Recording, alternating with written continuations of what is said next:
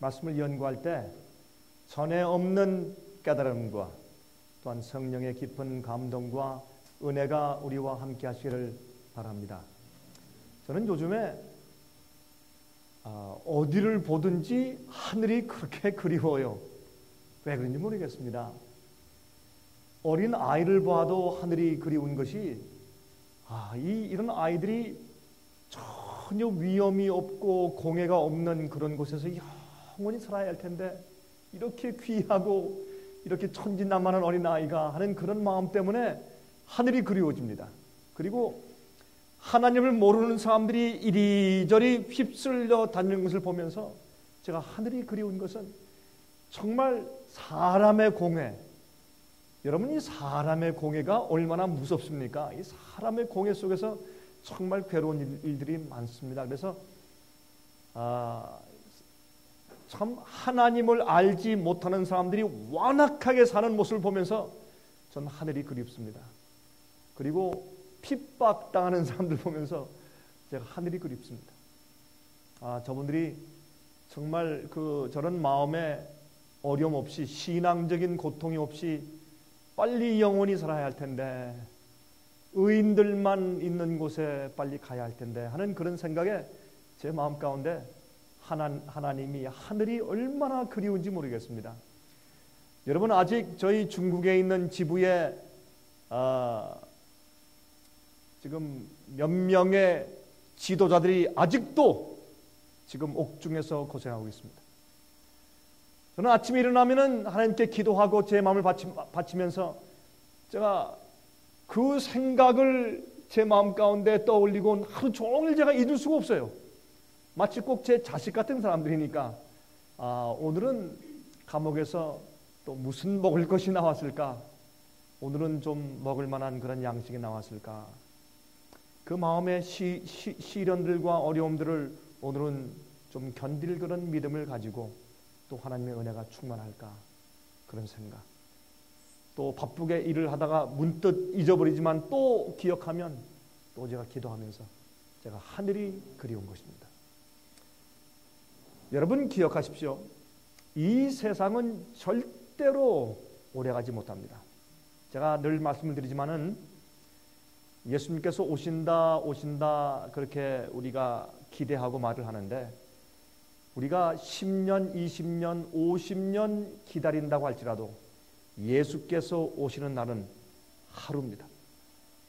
그렇죠? 예수께서 오시는 날은 딱 하늘입니다. 그리고 여러분이시여 은혜 시간이 끝나고 나를 위해서 아니면 사람들을 위해서 사회를 위해서 나라를 위해서 세상을 위해서 지나가는 은혜 시간이 끝나는 날은 하루입니다. 그래서 사람들이 옛날 노아 때에 홍수가 나서 다 멸하기까지 그들이 몰랐다고 했습니다. 그들이 자기가 사는 일에 몰두해 살면서 그들이 깨닫지 못했다 그랬습니다. 여러분 제가 늘 집회할 때마다 늘 하는 얘기가 있습니다. 저는 현대판 노아입니다. 현대판 노아가 많습니다. 저는 그들 중에 하나입니다. 전 현대판 노아입니다. 전 그래서 속히 오는 그런 심판을 전파하기 위해서 부름받은 사람입니다. 저는 어떤 교회를 조직하고 일으키기 위해서 사람들에게 듣기 좋은 얘기하고 그렇죠? 사람들 많이 모아 끌어모으고 하는 그런 데는 전혀 관심이 없습니다. 저는 사람들을 깨우고 준비시켜서 곧 오시는 예수 그리스도의 거룩한 재림날 앞에 설 수 있도록 만들어 주기 위해서 애쓰는 것이 제 생의 목적입니다.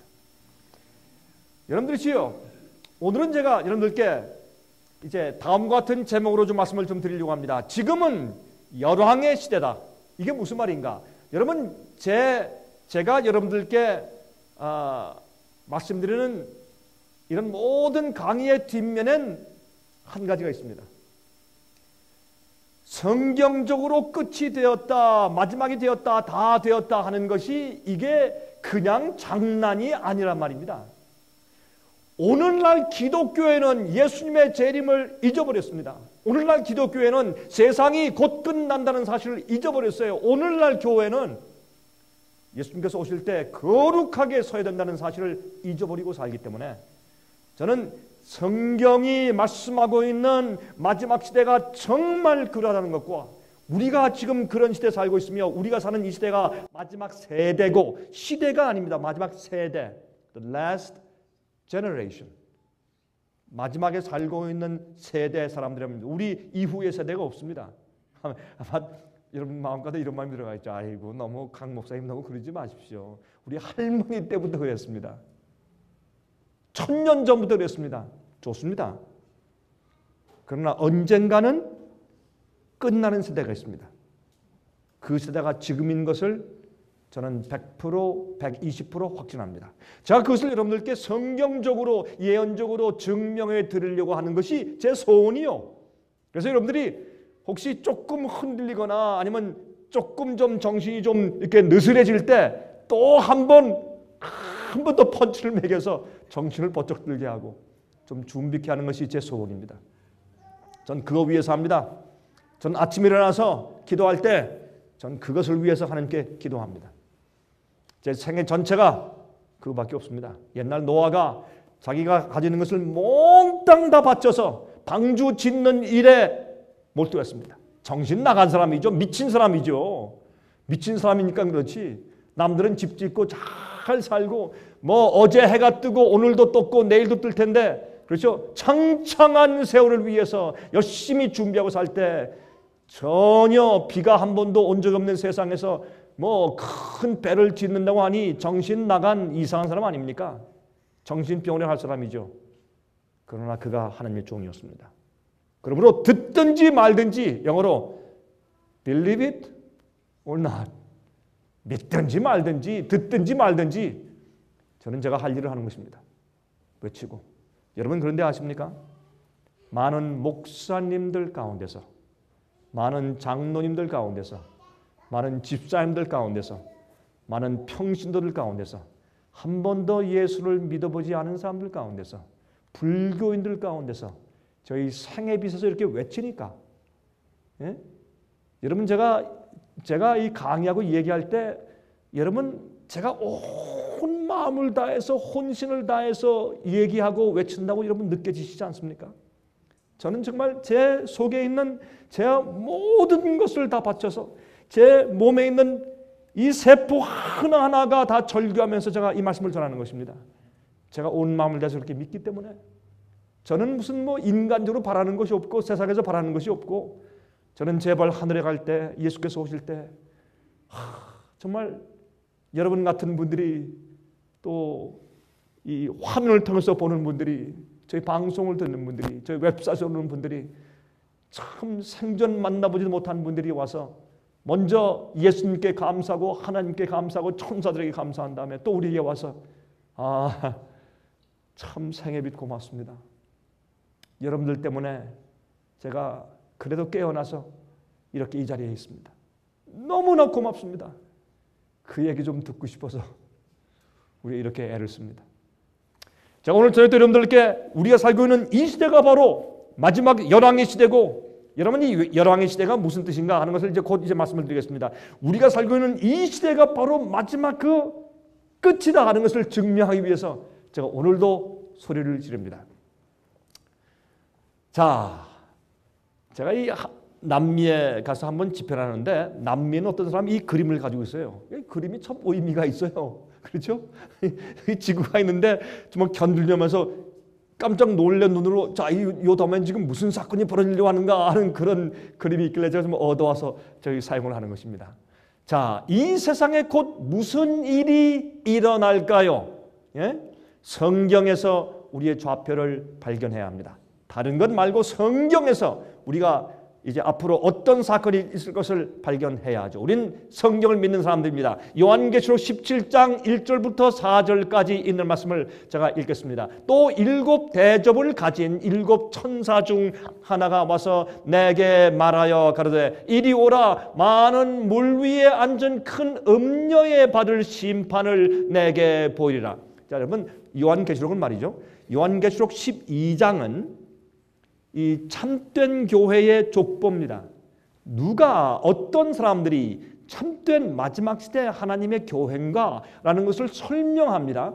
초대교회부터 거슬려 내려가면서 쭉 이렇게 설명해요. 맨 마지막에 여자의 남은 무리가라는 그런 말씀으로 마지막 시대에 있는 참된 교회에 대한 족보를 설명하는 것이 요한계시록 12장 얘기입니다. 13장은 마귀가 분내어서 하나님의 마지막 그 여자의 남은 자손들 백성들을 죽여서 말살시키려고 애쓰는 모습이 요한계시록 13장입니다.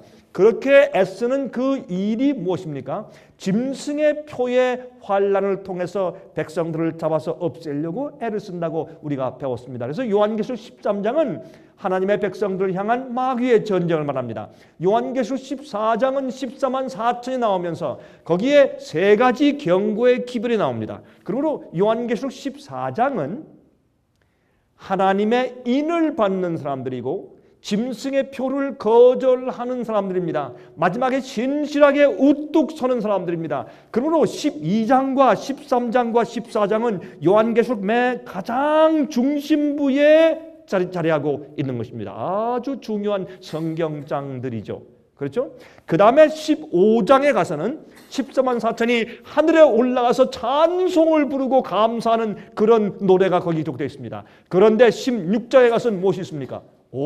일곱 재앙이 나옵니다. 짐승의 표를 받은 자들, 살아계신 하나님의 인을 받지 못하고 짐승의 표를 받은 자들에게 일곱 재앙이 쏟아지는 장면이 16장에 기록되어 있습니다. 그 다음에 17장에 나옵니다. 그러면 짐승의 표를 받은 자들, 다시 말해서 마지막 일곱 재앙을 받게 되는데 그런 일곱 재앙을 받도록 초래한 음녀가 누구냐 말이에요. 하나님께서는 여러분 이 지옥불을 마련하셨는데 그 지옥불에 이 악인들을 할 수 없이 태워서 멸망시킬 수밖에 없는데 여러분 예수께서 말씀하기를 그 지옥불은요 인간을 태우기 위해서 준비하시는 것이 아닙니다.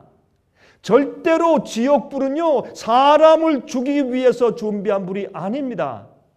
타락한 천사인 마귀와 타락한 천사 악한 영들을 영원히 소멸해서 없애기 위해서 준비하시는 것이 지옥불입니다. 인간들에게 고통을 주고 멸망시키려고 준비한 것이 아닌데 마귀에게 붙어서 회개하지 않고 죄를 버리지 않는 악인들을 할 수 없이 마귀와 그의 악한 천사들과 함께 멸망받도록 허락하시는 것이 지옥불이라는 것입니다. 그러므로 사실은 심판받는 주된 존재가 누굽니까? 마귀입니다. 그래서 여기 뭐라고 그랬습니까? 많은 물 위에 앉은 큰 음녀에 받을 심판을 내게 보일 것이라 했습니다. 이건 무엇을 말하는 것입니까? 사람들을 멸망하게 초래한 마귀가 이 세상에서 사용하는 부하가 있습니다. 이 부하는 한 사람이 아닙니다. 어떤 시스템입니다. 어떤 오르가니제이션입니다. 어떤 조직체입니다. 그것을 우리가 알아야 합니다. 이 조직체, 이 오르가니제이션, 이 시스템을 통해서 온 세상에 오류가 흘러나갑니다. 그 다음에 이 세상에 있는 모든 왕들이 그와 함께 음행하고 많은 사람들이 그 세력과 함께 음행함으로 사람들이 눈이 멀고 어두워서 참 하나님과 진리를 깨닫지 못하게 되는 것입니다. 그러므로 하나님께서 마귀는 심판하시는 것은 당연하나 마귀의 바로 직속 부하로서 일하는 이 조직자가 누구인지를 하나님께서 폭로해서 알려서 이 마지막 시대 큰 음녀에 받을 심판을 보여주시는 예언이 요한계시록 17장입니다. 그래서 요한계시록 17장에 보면 많은 물 위에 앉은 큰 음녀에 받을 심판을 내게 보일 것이라 그랬습니다. 여러분 많은 물 위에 이 요한계시록의 17장에 보면 많은 물은 많은 백성들이라 그렇게 해석해 놓은 것을 우리가 봅니다. 여러분 요한계시록을 우리가 해석하고 이해할 때 요한계시록은 이 상징의 책이죠. 상징을 풀어야 합니다. 근데 상징을 푸는데 상징을 푸는 많은 수수께끼들의 해답들이 그 요한계시록 안에 들어 있습니다. 천사가 이미 설명들을 해 놓았습니다. 다니엘서에도 설명들을 해 놓았어요. 그래서 그 설명들을 가지고 기본적으로 우리가 풀어야 할 것입니다. 열쇠들이. 그래서 이 많은 물 위에 앉아 있다. 그건 무슨 말이겠습니까? 물은 사람들을 상징한다면 많은 물이니까 많은 사람들에게 서포트를 받고 지지를 받고 있는 세력이란 말입니다. 음녀, 성경에서 여자는 교회를 상징하죠. 근데 음녀는 무엇입니까? 타락한 여자입니다. 다시 말해서 창녀입니다. 똑같은 여자는 여자인데 정조를 버렸습니다. 지조를 버렸습니다. 몸을 더럽혔습니다. 진리가 오류와 흑암과 섞였습니다. 그래서 이 성경은 음녀라고 하기 때문에 여기에서 무슨 힌트를 우리가 주고 있습니까? 이것은 교회입니다. 무슨 교회입니까? 타락한 교회입니다. 배도한 교회입니다. 배도는 무엇입니까? 영어로 falling away from the truth. 그런 뜻입니다. 그게 apostasy, 배도입니다. 교회가 배도하는 것은 진리에서 떠나갔다. 그런 말입니다. 진리에서 떠나간 타락한 배도한 교회를 성경은 음녀라고 부릅니다. 근데 무슨 음녀? 큰 음녀예요. 이 세력이 큽니다.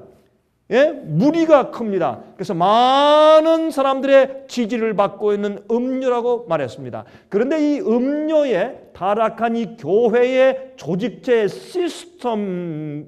시스템과 땅의 임금들이 왕들이 이 나라들의 세력들이 그로 더불어 음행하였고, 여러분 성경에서 음행은 무엇을 말합니까? 여러분 이 세상에선 남녀가 온당치 않은 관계를 맺는 것을 음행이라고 하지만은 성경에서 영적으로 음행은 진리와 오류가 섞이는 것을 말하는 것이고 진리가 우상과 섞이는 것을 말하는 것입니다. 참된 믿는 자가 하나님을 버리고 우상에게 경배하고 아니면 하나님도 섬기고 우상도 섬기고 이것을 음행이라고 하는 것입니다. 자기 남편을 버리고 가서 다른 정부와 관계를 맺는 것을 음행이라고 하는 것처럼 참 하나님과 함께 있지 아니하고 우상과 잘못된 오류와 섞이는 것을 성경의 음행이라고 했습니다. 그러므로 원래 참 하나님의 교회, 하나님과 교제하지 아니하고 잘못된 음료와 섞여서 계획하고 그 계획을 따라가는 것을 성경은 이 땅의 왕들과 임금들과 대통령들이 그와 더불어 음행하였고라고 표현했습니다. 또 땅에 거하는 자들도 백성들도 정치가들 뿐만 아니라 백성들도 그 음행의 포도주에 취해 있다고. 참 재밌는 것은 대통령들은 말이죠, 땅의 군주들은 그와 함께 음행하는데 사람들은 그 음행의 포도주에 취합니다. 이것은 뭘 말하는 것입니까? 주어 받아 마셨더니 취하는 것입니다. 그렇죠? 그래서 많은 사람들이 그의 잘못된 가르침 때문에 혼돈된 상태입니다. 여러분들, 제가 늘 얘기하지만은 오늘날 그리스도인들이, 기독교인들이 얼마나 잘못 믿고 있는 줄 아십니까? 하나님에 대해서 엉뚱하게 믿고 있고 복음에 대해서 잘못되고 타협된 복음을 가지고 있고 얼마나 이상한 가르침들이 난무하는지 몰라요. 여러분, 제가 최근에 제가 이런 설교를 한 적이 있습니다. 예수님께서 요한복음 14장에 말씀하기를 너희는 마음에 근심하지 말라. 하나님을 믿으니 또 어떻게 해요? 또 나를 믿으라. 그렇지 않으면 내가 너에게 일렀으리라. 내 아버지 집에는 무엇이 많다고요? 있을 곳이 많도다. 거할 곳이 많도다. 그렇지 않으면 내가 너에게 일렀으리라. 내가 뭐 괜한 말 하는 줄 아느냐? 내가 가서 너희가 있을 곳을 예비하면 내가 어떻게 해서 한다며? 내가 다시 와서, 여러분 믿으십니까? 내가 다시 와서 너희를 내게로 영접하여 나 있는 곳에 너희도 있게 할 것이라. 자, 그러면 여러분과 제가 예수님께서 계신 곳에 하늘에 가서 주님과 함께 있기 전에 어떤 일이 먼저 선제해야 합니까? 예수님이 우리를 데리러 오셔야 합니다. 맞습니까? 자, 예수님께서 여러분과 저를 데리러 먼저 오시는 일이 있지 아니하면 아무도 하늘에 갈 수가 없습니다. 맞습니까? 안 그러면 예수님 말씀은 잘못된 거죠. 예수님께서 이제 이 감람산에서 승천에 올라갔을 때 제자들이 너무 넋을 잃고 주님 우리만 버리고 가시면 어떡하란 말입니까? 쳐다볼 때 두 청사가 말하기를 이 갈릴리 사람들아 왜 위만 쳐다보느냐? 너희가 보는 데서 올리우신 이 예수는 너희가 본 그대로 다시 오실 것이라 약속했고 예수께서 말씀하기를 내가 다시 올 것이라고 내가 다시 오리라고 약속하셨어요. 그랬는데 예수님께서 말씀하기를 내가 다시 와서 너희를 내게로 영접하여 나 있는 곳에 너희도 있게 할 것이라 그렇게 약속하셨어요. 그런데 이런 사람들이 있어요. 모세와 엘리야는 이미 하늘에 가 있습니다. 맞습니까? 그렇죠? 예수님께서 변화산에 계실 때 모세가 내려왔고 엘리야가 내려왔죠. 엘리야는 어떻게 올라갔습니까? 살아서 변화함 받고 불수에 타고 올라갔어요. 에녹이 올라갔습니까? 예, 에녹도 살아서 승천의 하늘에 올라가 있어요. 모세는 부활해서 하늘에 올라가 있어요. 그러므로 하늘에 가 있는 사람들이 조금 있어요. 또 어떤 사람들? 마태복음 27장 보니까 예수님께서 부활하실 때 많은 성도들 가운데 어떤 사람들이 좀 일어나서 예수님이 데리고 승천하실 때 데리고 올라가셨다고 에베소 1장에 보면 사로잡힌 자를 사로잡아서 선물을 주시고 데려가셨어요. 그러니까 하나의 증인으로 내가 죽은 십자가의 보혈의 은혜로 내가 부활의 증거로 천님으로 조금 부활시켜서 데리고 올라가신 것 같아요. 누군지 모르지만은 그걸 전 개인적으로 하늘에 올라가 있는 24장로들일 것이다. 전 그렇게 풉니다. 아마 여러분들이 이제 하늘에 올라가서 이제 가서 아유 강 목사님 그 말 그거 맞았네. 아마 그러실 거예요. 하늘에 가면. 근데 그러므로 하늘에는 조금 올라가는 사람이 이미 있으나 그러나 기본적으로 예수께서 말씀하기를 내가 와서 너희를 내게로 영접하여 내가 데리고 올라갈 테니까 그렇게 말씀했어요. 여러분 데살로니가전서 4장에 보면 예수님께서 이 땅에 천사장의 나팔소리와 오셔서 주 안에서 잠자는 자들을 무덤에서 불러 깨운 다음에 산 자들도 그들과 합하여서 예수님께서 데리고 하늘로 승천한다 그랬어요. 그런데 예수께서 내가 와서 그랬는데 왜 많은 사람들이 이미 다 하늘에 올라가 있다 그래요? 영혼들이. 안 그래요? 이미 다 올라가서 예수님 다 만나고 있대. 이건 좀 이상하지 않습니까? 제가 좀 무슨 말씀 드린 줄 알아요? 이게요. 이게 큰 음료의 음행의 포도주예요. 이런 것들이 거기에 취해 있는 거예요. 그냥 하나님을 똑바로 볼 수가 없는 거예요. 여러분 그거 하나만 아니에요. 너무나 많아요. 성경으로 돌아가야 되는데 성경으로 돌아가지 아니하고 이 음료의 음행의 포도주에 취해서 쩔쩔매는 사람들이 참 많이 있어요. 그래서요, 우린요 욕을 먹든 말든 뭐 누가 무슨 말 하든 뭐 상관없어요. 그냥 외쳐서 듣든지 말든지, believe it or not, 믿든지 말든지. 이게 중요한 것입니다. 포도주에서 취한 사람을 갖다 끄집어내서 다시는 그 취할 포도주에 빠지지 말고 깨끗한 물을 생명수를 자꾸 먹여가지고 깨어나게 만들어야죠. 그래서 하나님을 똑바로 보고 성령을 똑바로 보게 만들 수 있죠. 자 봅시다. 곧 성령으로 나를 데리고 광야로 가니라. 내가 보니 여자가 붉은 빛 짐승을 탔는데 그 짐승의 몸에 참남된 이름들이 가득하고 7머리와 10뿔이 있으며. 그래서 10뿔이 있죠. 제가 열왕이시라고 말씀드렸죠. 자, 참남된 이름들은 뭡니까? 사람이 내가 죄를 용서한다. 그 뭐예요? 참남된 겁니다. 내가 하나님이다. 그 뭐예요? 참남된 겁니다. 참남된 이름이 이 음녀의 몸에 가득해요. 근데 이 음녀가 짐승을 탔어요. 여자는 음녀는 타락한 교회예요. 짐승은 나라 국가의 정부예요. 그러므로 타락한 교회와 정부가 하나가 돼 있네. 음녀가 짐승을 타고 앉았어요. 이게 뭐예요? 마지막에 심판받을 많은 무리에 앉아있는 큰 음녀예요. 그리고 우리가 가만히 생각하면 오해할 게 아무것도 없어요. 이게 정체가 뭔지 딱 드러나요. 그런데 보세요. 여기에 사람을 용서한다고 주장하고 자기가 이 지구상의 하나님이라고 주장해요.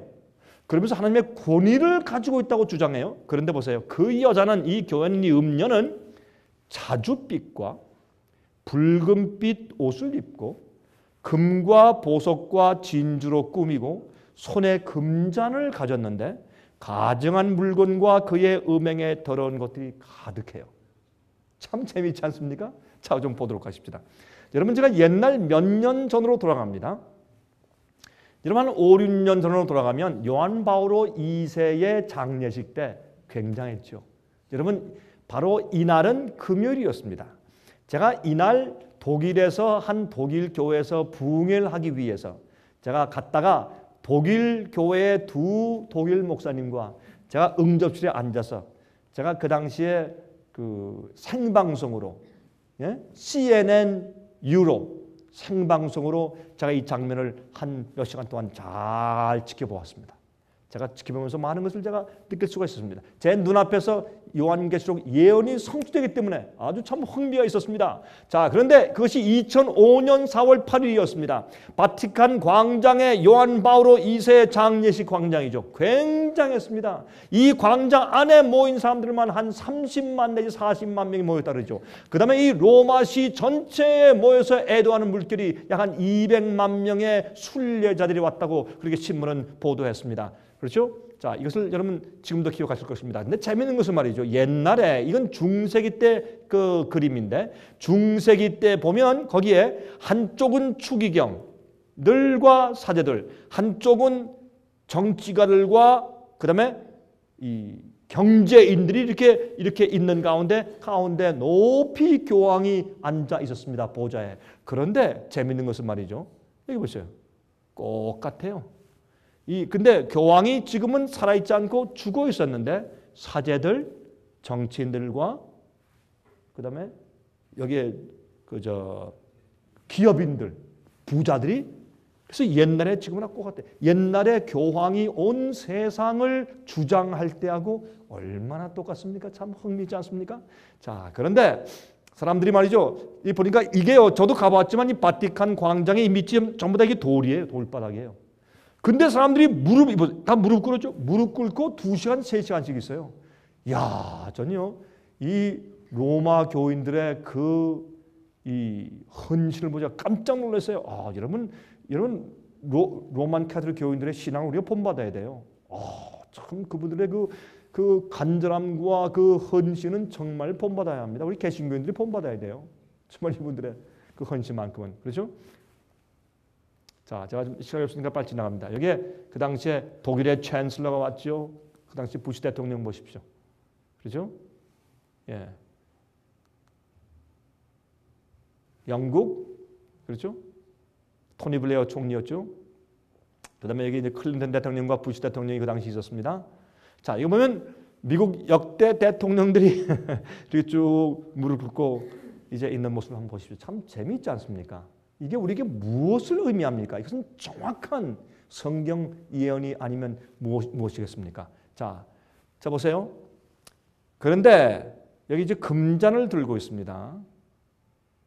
아까 음녀가 금잔을 들고 있다 그랬죠? 여기에 이 십자가 밑에 M자는 Mary, 그 마리아에 대해서, 여러분 마리아는 잠자고 있습니다. 마리아는 하늘에 가 있지 않습니까? 마리아는 중보자가 아닙니다. 근데 마리아를 굉장히 많이 숭배하는 그런 교황이었죠. 우리 계속 지나가십시다. 우리 잘 아는 것이니까. 이때는 여러분이 동방정교학은 원수지간이었습니다. 그때 그러나 동방정교의 사제들이 와서 지금 못하고 있습니까? 자, 요한계시록 17장 2절 4절 우리 아까 있는 말씀 다시 한번 보십시다.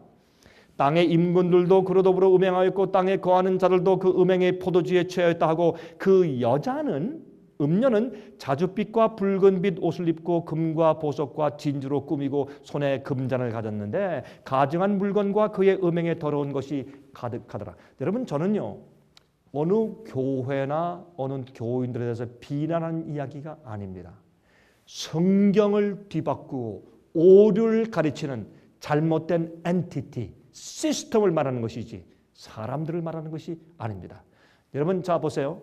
아까 있는 말씀처럼 여기에는 이 색깔이 무슨 색깔입니까?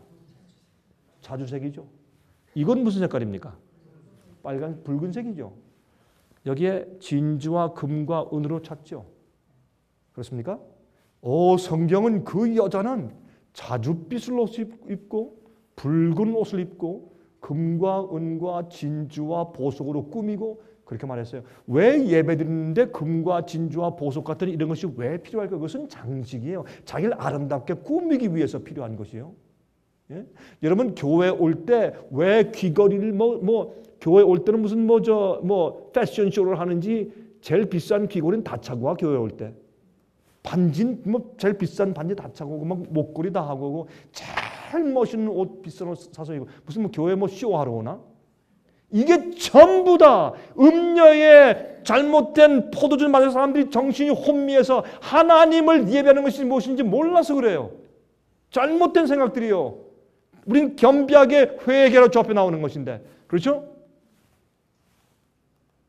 보세요. 금잔을 가졌는데 그 안에 가정한 것들이 가득하고, 여러분 미사와 성찬식은 다릅니다.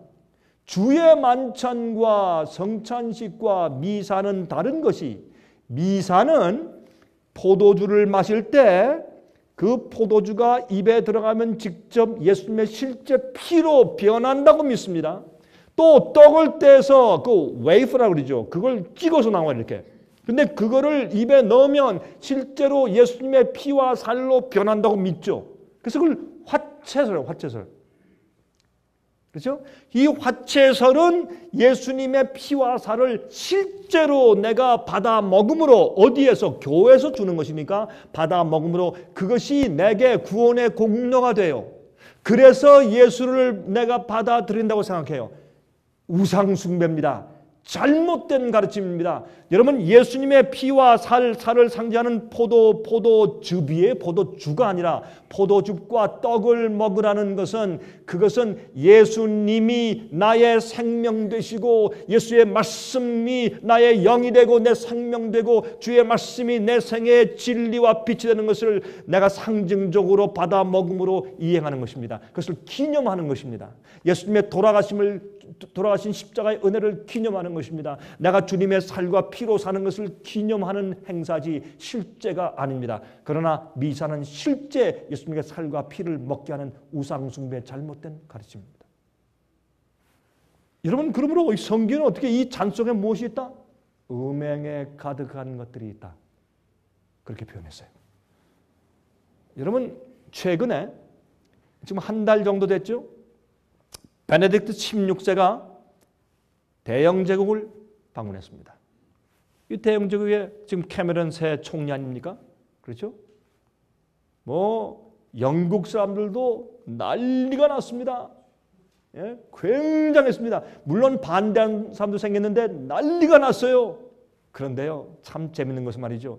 이 방문이 있자 지금 말고 전 총리였던 골든 브라운 전 영국 총리가 이렇게 말했습니다. 드디어 지난 400년 동안 개신교회 국가의 대표였던 대영 제국의 역사는 이제 끝났습니다. 놀라운 얘기입니다. 여러분, 이런 거 봐도 사람들이 신문에 보면서 여보, 교황이 영국까지 다 갔네. 그러고 지나가요. 무슨 일이 일어난지도 모르고, 왜요? 사람들이요, 음행의 포도주에 취해서 무슨 일이 생겼는지 몰라요. 왜? 취했으니까, 비틀거리니까 이해가 안 돼요. 예? 머리가 멍해가지고 취해서 이해가 안 돼요. 그것이 음행의 포도주에 취한 상태인 것입니다. 여러분 보세요. 이 캔터베리의 대주교와 교황이 이렇게 끌어안고 포옹하는 장면입니다. 이것은 만약 이렇다면은 종교개혁을 왜 했습니까? 예?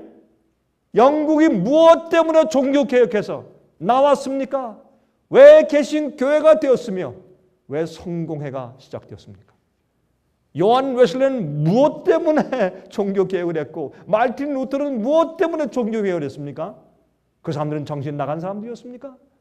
여러분, 이렇게 될 것이라고 성경이 예언했기 때문에 그대로 진행되고 있는 것뿐입니다. 여러분, 이번에 이 사건은 참 놀라운 사건입니다. 여러분, 교황이 웨스트민스터 홀, 캔터베리 대주교만 설교하는 이 큰 교회당에 가서 교황이 설교합니다.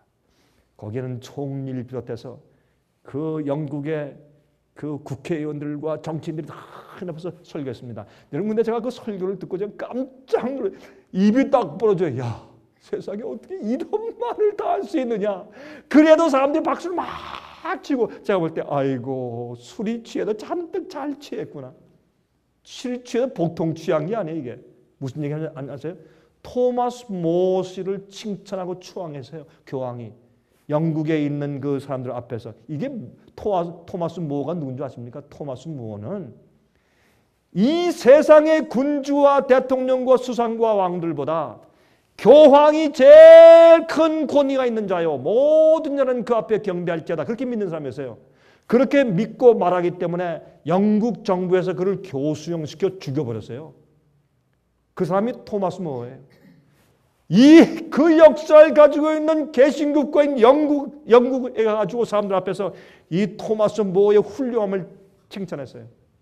그래도 영국에는 정치가들이 다 박수치고, 그건 술 취했으니까 그런 거지, 몰라서. 그렇죠? 이해가 안 되니까. 여러분이시여, 어떤 일이 지금 이루어지고 있는 줄 아십니까? 굉장한 사건들이 벌어지고 있습니다. 여러분, 다시 말해서 성경은 마지막 시대 교황권이 다시 부활할 것이라고 말하는데, 그 부활은 이 세상 전체를 다시 주관하는 세력을 그가 회복하게 될 것을 예언해 왔다, 그 말입니다. 이건 놀라운 얘기 아닙니까? 그런데 거기서 또 무슨 말을 하십니까?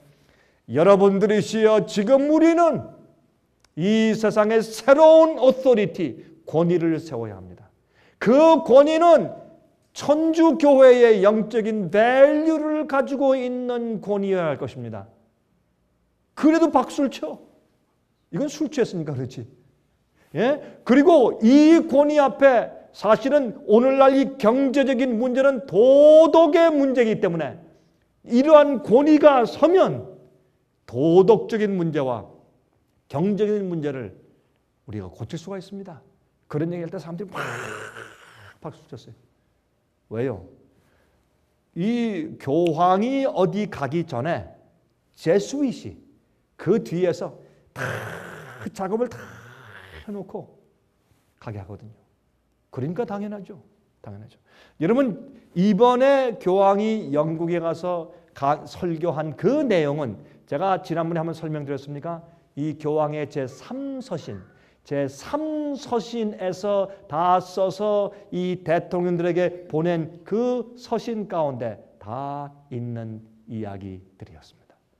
야, 제가 그거 보고 깜짝 놀랐어요. 와, 이런 얘기를 어떻게 영국에 살 수 있느냐. 그것도 개신교회의 상징인 웨스트민스터호에 가서 할 때 정치가들이 다 박수치는 것은 정말 놀라운 일이 아닐 수가 없었습니다. 자, 이제 5절부터 보십시다. 그러면 그 이마에 이름이 기록되었으니 비밀이라 큰 바벨론이라 땅의 음녀들과 가정한 것들의 어미라 하였더라. 또 내가 보매 이 여자가 성도들의 피와 예수의 증인들의 피에 취한지라. 내가 그 여자를 보고 기이 여기고 크게 기이 여기니 천사가 가로되 왜 기이 여기느냐? 내가 여자와 그의 탄 바 7머리와 10뿔 가진 짐승의 비밀을 내게 보이리라. 아, 보세요. 여기 이제 이 음녀의 비밀이 누군가, 이 음녀가 누군가라는 것을 정확하게 짚어서 설명하면서 뭐라고 말하는 줄 아십니까? 여기에 제일 처음에 시작할 때 이 여자가 성도들의 피와 예수의 증인들의 피에 취했어요. 많이 죽이고 순교시켜서 그 성도들의 피를 많이 마셔서 그 피에 취해 있어요. 이것은 무엇을 상징합니까? 1260년 동안에 중세기에 교황권이 너무나 많은 주님의 참된 증인들과 백성들을 죽이고 순교시킨 이후를 말하는 것입니다. 그 즈음에 1260년 동안에 한때, 두때, 반때, 42달 그 예언들이 성경에 요한계시록과 다니엘에 많이 있죠. 그러한 사건이 있은 직후에 이미 성도들이 많이 희생해 죽은 그 직후에 내가 이제 그 여자의 비밀을 보여줄 텐데 내가 본 짐승은 어떤 짐승은 이미 성도를 많이 죽이고 그 피에 취해 있는 바로 그 짐승은 이 세력은 전에 있었다가 지금은 없으나 장차 무저갱으로부터 올라와서 멸망으로 들어갈 자니 이게 무슨 말입니까? 지금 내가 보는 이 짐승 무슨 짐승? 성도들 많이 죽이고 핍박하고 순교시킨 중세기의 1260년 동안 그 끔찍한 핍박의 암흑시대 역사가 지난 다음에 그 다음에 짐승이 죽게 되는 상처를 받고 짐승의 세력이 한 번은 죽었어요. 1789년도에 나폴레옹 장군의 밑에 있던 버티어 장군이 나폴레옹의 명령을 받들어서 불란서 혁명 세력 이후 그 세력을 가지고 바티칸에 들어가서 피우스 6세를 붙잡아다가 말에 태워서 불란서에 데리고 가서 감옥에 집어쳐놓고 3개월 동안 있다가 거기서 죽었습니다. 그래서 온 세상은 이제 교황이 죽었다.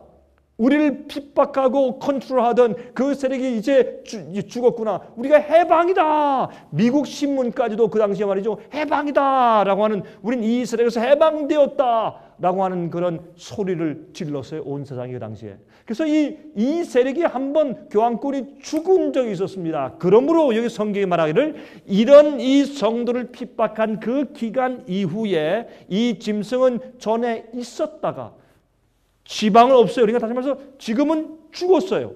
죽어서 안 보이고, 그런데 이 짐승이 다시 부활해. 장차 무저갱으로부터 또 올라와요. 그러다가 나중에 또 죽어.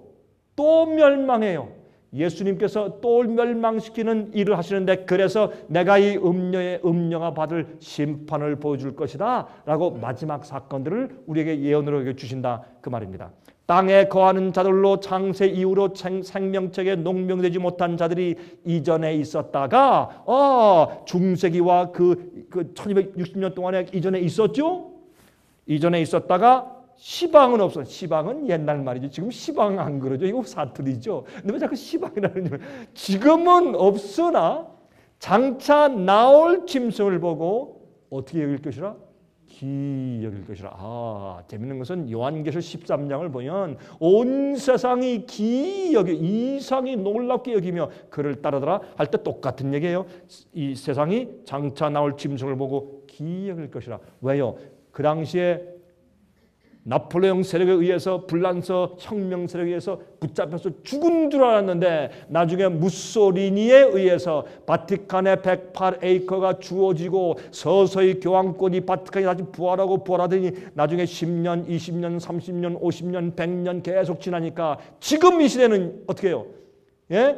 교황권의 세력의 핍박에 의해서 찌긋찌긋해서 도망간 기독교인들이 세운 미국도 교황을 다 환영하고 교황이 방문하면 수천만 불의 돈을 써서 환영식을 거행하고 수백만 명들이 모여가서 다 칭송한 그런 나라로 변모했으며 아까 본 것처럼 영국까지도 400년 동안의 개신교 국가의 역사가 끝날 정도로 무릎을 꿇고 그런 엄청난 강연을 해도 영국에 있는 지도자들이 박수를 치는 그런 입장이 되어버렸으니까 사람들이 얼마나 놀래요?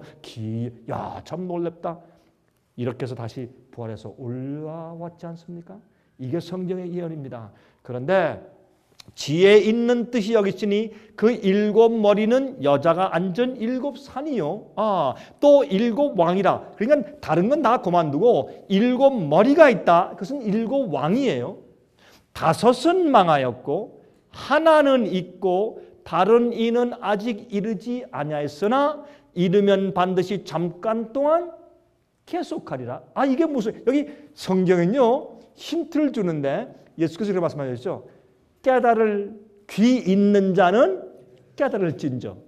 여러분들 오늘 제 강의를 들으시면서 여러분들이 들을 귀가 있으신 분들은 깨달을 것이고 들을 귀가 없으면 아예 제가 무슨 구슬을 해도 여러분 모르실 겁니다. 그러니까 뭐 할 수 없죠. 그러나 여기 오신 분들은 다 진리와 말씀에 관심 있는 분들이 이렇게 오셨으니까 상해빗에 오는 분들은 그저 아무나 오는 게 아니에요.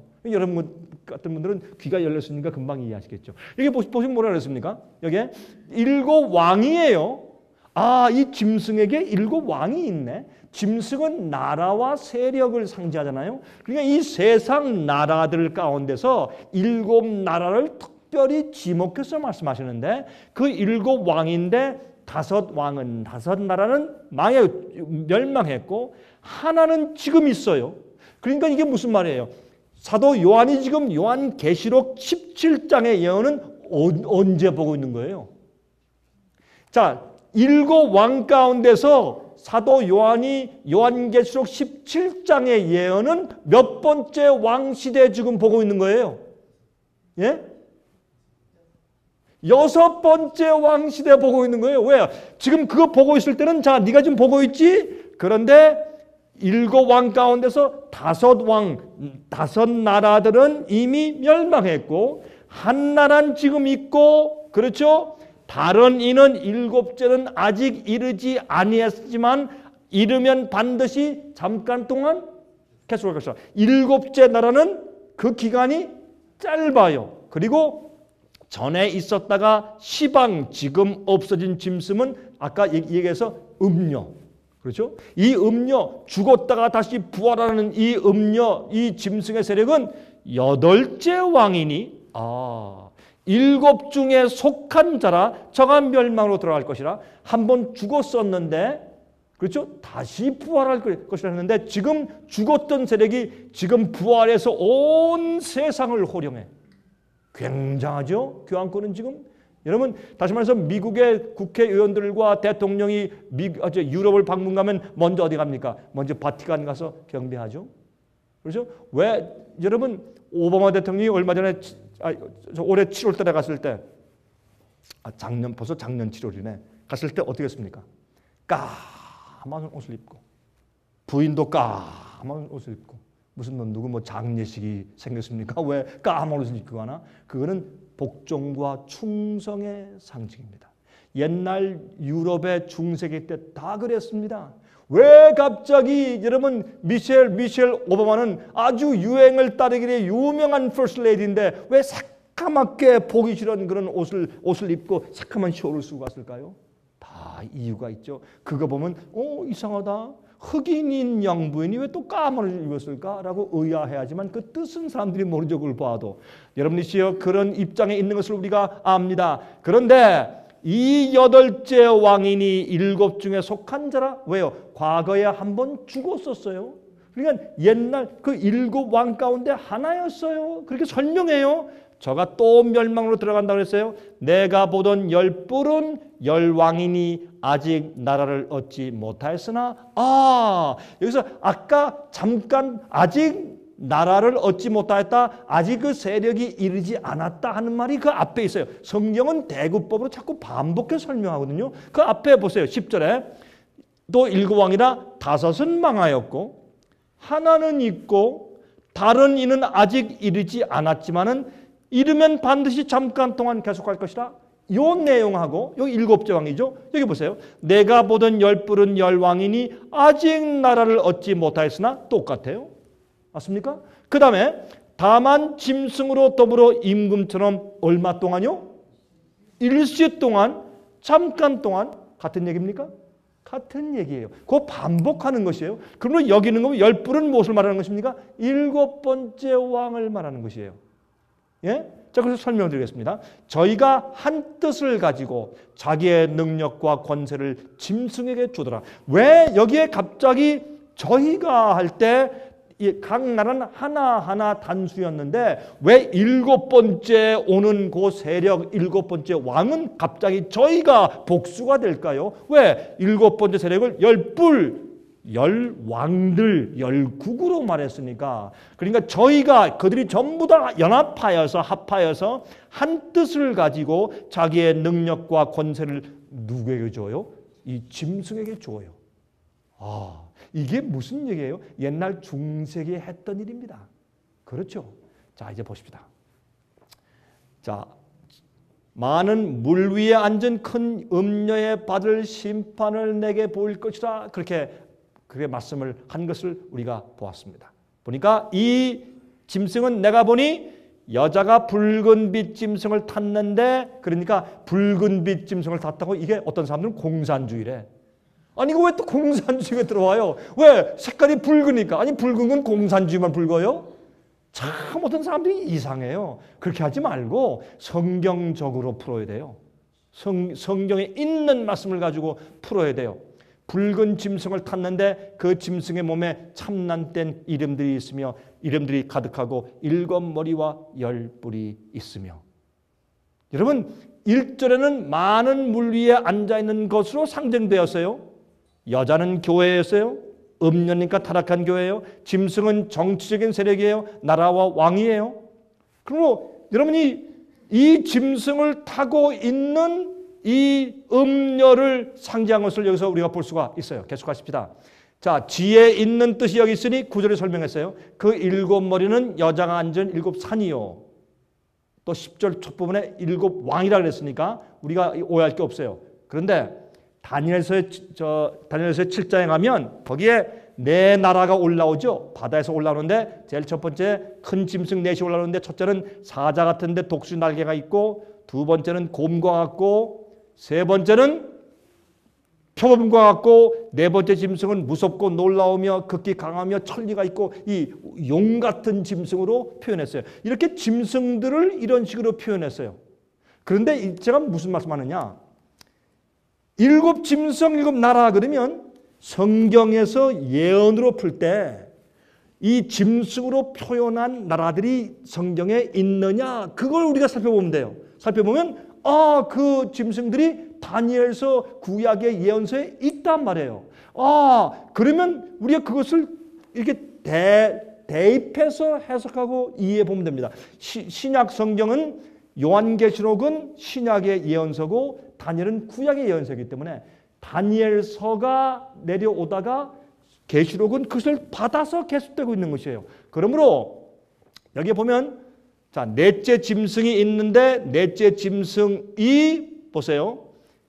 이 천리가 있는 이 넷째 짐승이 먹고 부서뜨리고 그 나머지를 발로 밟았으며 이 짐승은 전에 모든 짐승과 다르고 또 10뿔이 있으므로 내가 그 뿔을 유심히 보는 중 다른 작은 뿔이 그 사이에서 나더니 먼저 뿔 중에 셋이 그 앞에 뿌리까지 뽑혔으며 이 작은 뿔에는 사람의 눈 같은 눈이 있고 또 입이 있어 큰 말을 하느니라. 이것은 5번째 세력을 여기에 이미 설명하고 있어요. 그러므로 우리가 다니엘서 연구하면은 이런 것들이 이미 존재해서 설명돼 있는 것을 말하는 것입니다. 여러분, 제가 이런 것들을 하나하나 자세하게 디테일하게 설명드리려면 시간이 많이 가니까 제가 이렇게 짚어드리면 여러분들 스스로 연구해 보세요. 이런 것을 설명한 책자들과 월간지가 상해비에서는 많이 있습니다.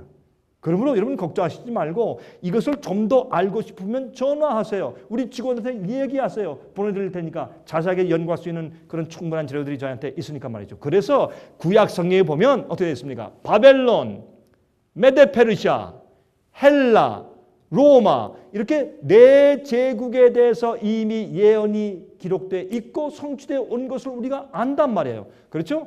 그 다음에 그러니까 보세요. 제일 처음에 바다에서 무엇이 올라옵니까? 다니엘이 계시 가운데 보니까 사자가 나옵니다. 두 번째 곰이 나옵니다. 세 번째 표범이 나옵니다. 표범이 머리가 넷입니다. 이게 참 재밌어요. 성경은요, 이런 예언들을 시대를 지나고 시간을 지나고 역사를 지나고 문화를 지날지라도 누구든지 다 이해할 수 있게 만화로 딱 그려서 보여주셨어요. 아무도 오해하지 않도록. 그렇죠? 그러니까 여러분 이렇게 해놓을 때 뭐 옛날에 1000년 전에 살든지 500년 전에 살든지 누구든지 다 이해할 수 있는 것이에요. 또 이 그림을 그려놓으니까. 그렇죠? 사자는 사자고 곰인 곰이고 또 표범은 표범이니까 오해할 수가 없어요. 이렇게 하나님께서 아주 정확하게 예언해 주셨어요. 우리 하나만 얘기할까요? 왜 표범은 네 번째 헬라는 왜 머리가 넷입니까? 여러분, 표범은 이 세상에서 짐승 가운데 가장 빠른 짐승이죠.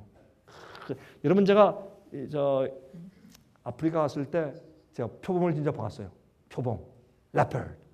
와, 달려갔는데 이 웽게이라고 하는 그런 내셔널 파크가 있는데 그 짐바브웨하고 잠비아 그쪽 그 사이에 있는 큰 그런 이제 웽기팍인데 제가 그걸 집 잘 타고 한번 제가 집회를 한 다음에 한 목사님 잘 데리고 이거 한번 지나가 보자고 해서 이제 지나가 보는데 와 정말 제가 사자도 보고 그 표범이 정말 달리는데 정말 빠르대요. 정말 빨라요. 그 하나님께서 정말 표범을 어떻게 이렇게 만드셨는지 뭐 이런 그레하운드 덕 같은 것도 그거 뭐 못 따라가죠.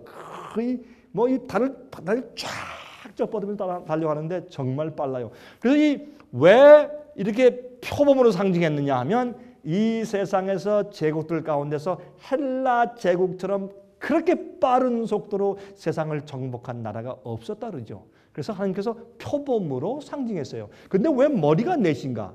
이건 지도자 왕이 넷이에요. 그것은 우리가 잘 아는 얘기죠. 여러분 이 알렉산더 대왕이 간지스강 인도 간지스강까지 가가지고 다 세상을 정복한 다음에 땅을 치면서 내가 더 이상 정복할 땅이 없다 하고 울었다는 것은 유명한 역사의 얘기 아닙니까? 그리고 돌아오다가 부절제에서 저기 소아시아 지방 그 터키 지방 인쪽에 이렇게 이제 돌아오다가 거기에서 술을 너무 많이 마시다가 아마 객사해서 죽어버리고 말았습니다. 그가 죽을 때 나이가 34살.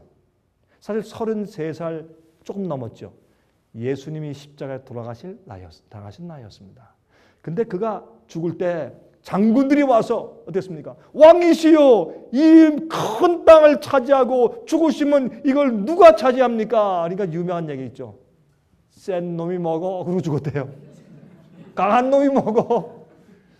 그러니까 밑에 있던 네 장군이 싸워가지고 동서남북으로 갈라먹었죠. 그렇죠? 그건 유명한 얘기죠.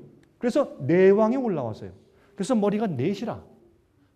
새 날개에서 빨리 정복하니까 참 하나님은요.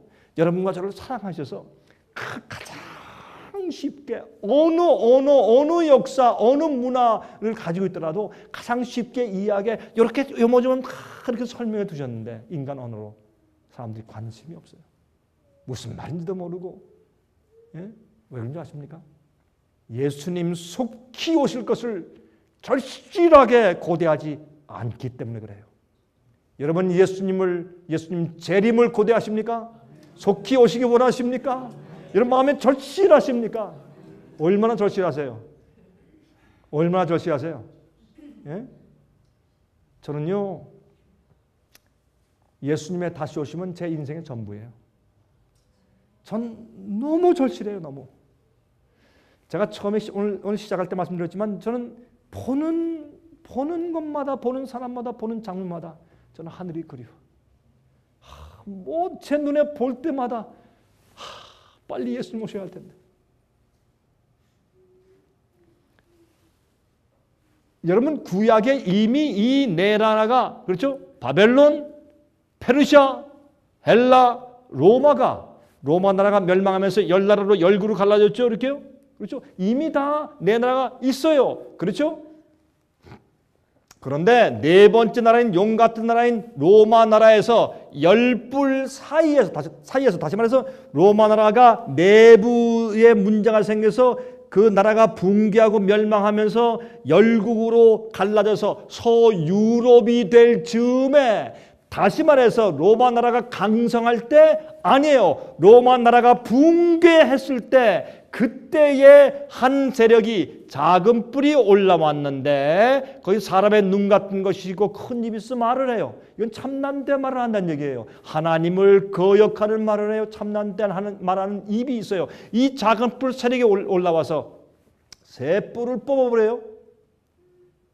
예? 반달과 헬라와 동고트죠. 그렇죠? 오스트로고트. 세 나라가 교황권을 반대했을 때 로마 군대를 보내가지고 뿌리째 뽑아버렸어요. 그 세 나라, 세 족속들은 유럽의 나라들에 속하지 못하고 뿌리째 없애버렸어요. 다 흡수돼버리고. 새 뿔을 뽑는다 그랬어요. 이런 정확한 역사가 다 성취된 것을 우리가 예언 가운데 성경에 가지고 있단 말입니다. 그렇죠? 이미 다 있어요. 그렇죠? 이런 얘기가 다니엘 7장에 지금 말씀드린 것이. 그런데 자 이제 또 갑니다. 이제 그러면 돌아가서 요한계시록 17장에 갑니다. 가면은 지혜 있는 뜻이 여기 있으니 그 일곱 머리는 여자가 앉은 일곱 산이요 또 일곱 왕이라 그랬죠. 또 일곱 왕이라 다섯은 망하였고, 이게 무슨 말이에요? 그러면 바벨론과 메데페르시아와 헬라와 로마는 멸망했어요. 그 다음에 다섯 번째 올라온 왕이 누굽니까? 작은 뿔이 교황권입니다. 그렇죠? 다시면서 로마가 멸망해서 10뿔이 열국이 된 때에 작은 뿔이 올라와서 세 뿔을 뽑으면서 온 세계를 지배하는 다섯 번째 세력이 된 것입니다. 그래서 우리가 법왕 로마라고 부르는 것입니다. 이교 로마 이후에 법왕 교황 로마가 된 것입니다. 그래서 다섯은 망했어요. 그러므로 어떻게 된 것입니까? 바벨론, 메데페르시아, 헬라, 로마, 교황 로마, 다섯 머리는 망하였고 하나는 있어요. 이 하나가 무슨 세력인가 보세요. 하나는 있고 지금 그 다음에 다른 이는 일곱 번째는 아직 이르지 않았으나 이르면 반드시 잠깐 동안 계속할 것이라. 그러니까 다섯은 망했어요. 바벨론, 메데페르시아, 헬라, 이교 로마 제국과 교황 로마 제국은 망했다고 성경에 되어 있는데, 그런 이후에 보세요. 교황 로마가 망하고 죽게 된 상처를 받는 것을 성경 요한계시록에 예언하기를, 그것이 1978년도에 버티어 장군이 한 일로 지목하고 있어요. 자, 그 다음에 교황 로마가 부활하는 것을 성경이 또 예언했단 말입니다. 그러면 1798년도를 즈음하여서 교황 로마가 멸망하여 질 때에 그 즈음에 일어난 한 나라가 있어요. 그 즈음에 이 세상에서 생겨난 신흥 국가가 어느 나라입니까? 미국입니다. 여러분과 제가 지금 몸담고 살고 있는 이 나라가 바로 교황 로마가 지려고 하는 역사적인 그 즈음에 분명히 일어났습니다. 그 머리가 여섯 번째 머리입니다. 그래서 어떻게 하고 있습니까? 교황 로마가 어떻게 해요? 성도들의 피에 취해서, 잔뜩 취해서 있다가 침을 당해서 이제 죽게 될 때 여섯 번째 나라가 신은 국가가 그때 다시 일어나요. 핍박을 당해서 도망간 기독교인들이 가서 세우는 미국이 일어나는 그때의 즈음에서 요한계시록 17장을 사도 요한이 계시 가운데 17장을 보는 것이에요. 여러분이시여, 사도 요한은 그 17장 예언을 보는 그 순간에는 미국을 본 것이에요. 미국에 살고 있는 여러분과 저를 혹시 보았을까요? 미국을 본 것이에요.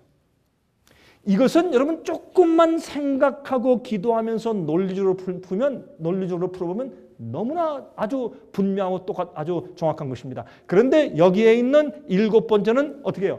열왕이라 그랬어요. 그러니까 일곱 번째 세력은 한 나라가 아니에요. 여러 나라들이 연합해 있는 공동체를 말하는 것이에요. 그러므로 미국 이후에 오는 세계를 주름잡는 세력은 무엇이다? 연합국이에요. 지금까지는 하나의 세력들이었으나 이제 맨 마지막에 미국이 지면서 오는 세력은 열국들의 연합체란 말이에요. 얼마나 분명한 얘기입니까? 자, 그러므로 1번 바벨론, 페르시아, 헬라, 로마, 그 다음에 교황 로마, 그 다음에 보세요. 그런데 하나는 있고 할 때 요한이 여섯 번째 왕의 시대를 초점으로 계시를 보고 있었어요. 그러므로 요한계시록 13장을 보면 어떻게 되어 있습니까? 새끼 같은 짐승이 올라오는데, 그렇죠? 계시록 13장 1절부터 봅시다. 내가 보니 바다에서 한 짐승이 나오는데 뿔이 열이요 머리가 일곱이라. 이러니까 이 얘기는 교황권을 설명할 때 짐승의 일곱 머리와 열 뿔이 있는 짐승을 타고 있으니까 아주 비슷한 설명이 있어요. 그 뿔에는 열 면류관이 있고 그 머리들에는 참남된 이름들이 있더라. 그래서 여기 있는 이 얘기는 무슨 얘기예요? 교황권을 다시 설명해 주는 얘기예요. 교황권이 바다에서 올라와요. 내가 본 짐승은 표범과 비슷하고 그 발은 곰의 발 같고 그 입은 사자의 입 같은데 용이 자기의 능력과 보좌와 큰 권세를 그에게 주었더라. 무엇이에요? 여기 보니까 바벨론의 부와 곰의 용맹함과 표범의 신속함과 용의 무서움과 그런 것을 한 몸에 담고 있는 한 짐승이 올라와 교황권을 그렇게 설명했어요. 그래서 요한계시록에 있는 그 바다에서 올라오는 한 짐승, 이런 복합적인 모습의 짐승 교황권을 이런 식으로 그릴 수 있어요. 이건 누가 그렸는지 화가가 참 잘 그렸어요. 그렇죠. 몸은 표범이고 머리는 사자고 열불의 세력이 있고, 그렇죠. 곰의 발을 가지고 있고, 그래서 이 세력의 그 모습을 참 많이 화가가 잘 그렸어요. 요한계시록 13장 3절과 4절 보세요. 그의 머리 하나가 상하여 죽게 되는 것 같더니 그 죽게 되는 상처가 나음에 온 땅이 이상히 여겨 짐승을 따르고. 그러니까 아까 우리 말씀한 그런 얘기들과 내용이 얼마나 같냐 말이에요. 그렇죠? 자, 그러므로 이 세력이 부활한 교황권이 세상에서 호령하고 있고 많은 사람들한테 기여김을 받고 참 놀랍다는 칭송을 받고 있는 것을 우리가 분명히 보는 것입니다. 자, 그런데 보세요. 이 교황권 이후에 올라오는 여섯 번째 짐승을 요한계시록 13장은 이렇게 표현했어요. 내가 봄에 또 다른 짐승이 땅에서 올라오니 11절이죠. 요한계시록 13장 11절부터 다른 짐승이 올라와요. 보세요. 여기에 다섯 짐승을 말했는데 바벨론, 메데페르시아, 헬라, 로마, 교황로마. 교황로마에 대해서 계시록 13장 첫 번째 부분을 설명한 다음에 그 다음에 여섯 번째 나라가 올라오는 것을 설명하면서 또 다른 짐승이 땅에서 올라오는데 새끼 양같이 두 뿔이 있고 용처럼 말하더라. 아, 올라올 땐 기독교 정신으로 올라와요. 근데 말하는 것은 용이라. 그렇죠? 용처럼 말을 해요. 저가 먼저 나온 짐승의 모든 권세를, 먼저 나온 짐승은 무슨 짐승입니까? 교황권입니다. 먼저 나온 짐승, 바다에서 올라온 먼저 나온 짐승의 권세를 그 앞에서 행하고 땅과 땅에 거하는 자들로, 이 세상에 있는 모든 사람들로 하여금 어떻게 한다? 처음 짐승에게, 누구에게? 교황권에게 경배하게 하니 곧 죽게 되었던 상처가 나온 자니라. 죽게 되었다가 부활하는 교황권을 어떻게 해요? 경배하도록 이 세상에 있는 모든 사람들을 부추기는 일을 한단 말입니다. 교황권의 핍박에 지긋지긋해서 청교도인들이 도망가서 세운 미국이 이젠 교황권을 다시 세워주는 국가로 완전히 변모해 버리는 것을 성경이 예언했는데, 이 예언을 처음 했을 때 사람들이 믿지 못했습니다. 지금부터 200년 전에 말도 안 되는 얘기를 했습니다. 100년 전에 있을 수도 없는 얘기였습니다. 50년 전에 있을 수가 없는 얘기였습니다. 그러나 요즘에 와서 이 말을 안 믿을 사람들이 어디 있습니까? 오늘날 미국이 이렇게 완전히 한국말로 획가닥 변해버린 것을 누가 과거에 감히 짐작이나 했겠습니까? 말도 안 되는 얘기죠. 영국이 저렇게 될 것이라고 누가 생각을 했겠냐 말이에요. 만약 옛날 영국의 선조들과 미국의 선조들이 지금 부활해서 본다면 너무 충격을 받아서 심장마비로 다 죽을 것입니다. 이런 놀라운 변화가 생기는 것을 성경은 예언했단 말이에요. 미국이 앞으로 어떻게 할 것이다? 배도한 음녀를 경배하도록 세상 사람들을 추궁하고 그들을 유도할 것이다. 그런 세력으로 변할 것이라고 성경이 말했단 말입니다. 성경이 옳았습니까? 그렇습니다. 성경이 옳았습니다. 예언이 옳았습니다. 하나님이 옳았습니다.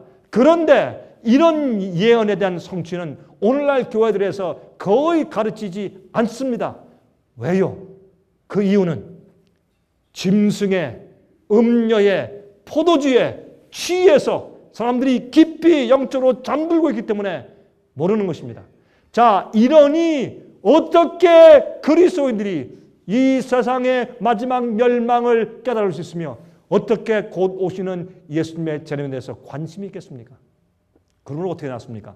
이 세상에서 복받는 것, 잘 되는 것, 축복받는 것, 건강한 것, 좋은 교육 받는 것, 부자 되는 것, 비즈니스 잘 되는 것, 기도하고 믿으라 복 받는다, 이렇게 해서 이 세상의 번영과 물질에 잔뜩 관심을 가지고 곧 오시는 영원한 나라와 하늘과 예수님의 재림과 심판에 대해서는 관심 없이 이 땅에서 살고 있을 때 그들이 이 땅에 살고 있는 일들에 몰두하여 멸망이 오는 것을 깨닫지 못하는 노아 때와 똑같지 않느냐 말입니다.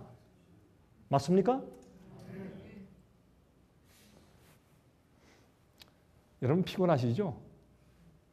그렇죠? 세상에서 복귀다 오시니까 피곤하시죠? 깨어나세요, 여러분. 정신 차리세요. 예? 자, 보세요. 근데 어떻게 한 줄 아세요? 큰 이적을 행하되 누가? 미국이, 개신교회가 이적을 행하는데 심지어 사람들 앞에서 불이 하늘로부터 땅에 내려오게 하고 짐승 앞에서 받은 바 이적을 행함으로. 아, 이건 참 재밌는 얘기예요. 예? 땅에 거하는 자들을 미혹하여 땅에 거하는 자들에게 이르기를 칼에 상하였다가 살아난 짐승을 위하여. 누구예요? 칼에 침을 당했다가 죽었다 살아났으니까 교환권 말하는 거 아니에요? 이 교환권 이외에는 이런 사람이 전 인류 역사에 없어요. 이건 성경 예언 가운데 이스라엘밖에 없으니까 칼에 상하였다가 살아난 짐승을 위하여 우상을 만들라 하더라. 경배케 한다. 근데 이 개신교회가 기적을 행하는데 누구한테서 받은 기적이요? 교황권에서 받은 기적을 행한다. 여러분이시요. 옛날에요. 우리 이 개신교에서, 예? 우리 이런 개신교에서 프로테스탄트, 영어로 프로테스탄트라고 그러죠. 예? 근데 한국말로 번역을 잘못했습니다. 왜 개신교예요? 한거주의자들이라고 번역을 해야죠. 프로테스탄트예요. 영어로는 프로테스탄트를 줘요. 어디 개신교라는 말이 없어요. 영어에는. 우리 한국말로 참 누가 말했는지 참 교묘하게 번역을 했어. 개신교가 뭐예요? 개신교가 프로테스탄트죠. 프로테스탄트는 뭐예요? 프로테스트하는 사람들이에요. 항거하는 사람들이에요. 어디에? Protest against Papa. 교황에게 항거하는 사람들이에요. 그게 개신교예요. 그렇죠? 그런데 어떻게 해요? 이제 변절해서 돌아가가지고 음녀와 짝꿍이 돼가지고 음행을 해. 그리고 그에게서 배운 기적을 행해. 옛날에는요, 제가 어릴 때는요, 한국에서 교회들에서 요즘처럼 이렇게 이런 이적 저런 표적 뭐다 이런 거 없었습니다. 교회는 경건했습니다. 정결했습니다. 이 얘기 들으면 여러분 가운데 좀 기분 나쁜 분들이 계실지 모르겠는데, 제가 최근에 이제 한국에서 이제 목사님들을 제가 모시고 세미나를 제가 자주 합니다. 근데 이제 목사님들과 이제 세미나를 하는데 그 세미나에 와서 참석한 목사님이 저한테 그렇게 얘기하더라고요. 자기는 이 동료 목사들 보면 그런 얘기를 가끔 한대요. 여보시오, 당신들 그렇게 뭐 구술하려면 차라리 작두 위에서 작두를 타시오.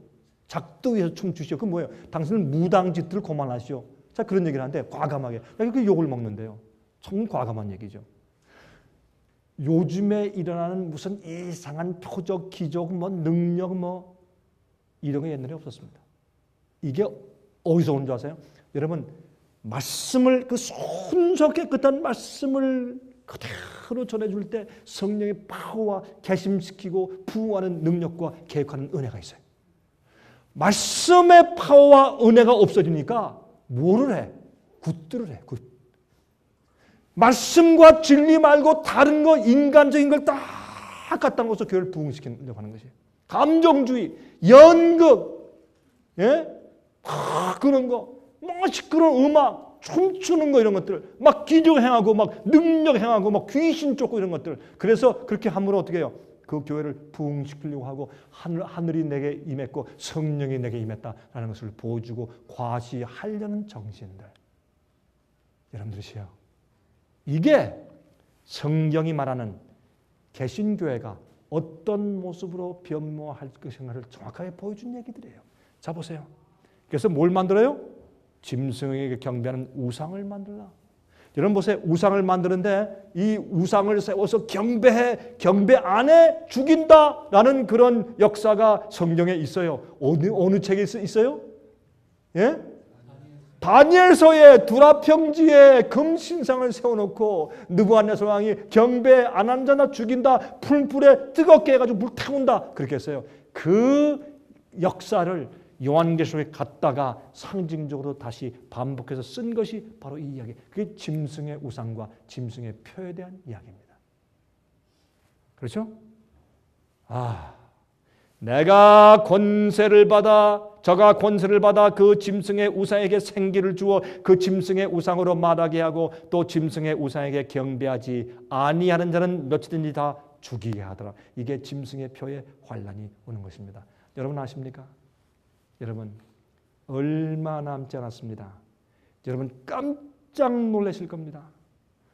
여러분 내년도가 되면 미국의 경제는 정말 곤두박질합니다. 아직도 여러분 돈에 연연한 분들이 계십니까?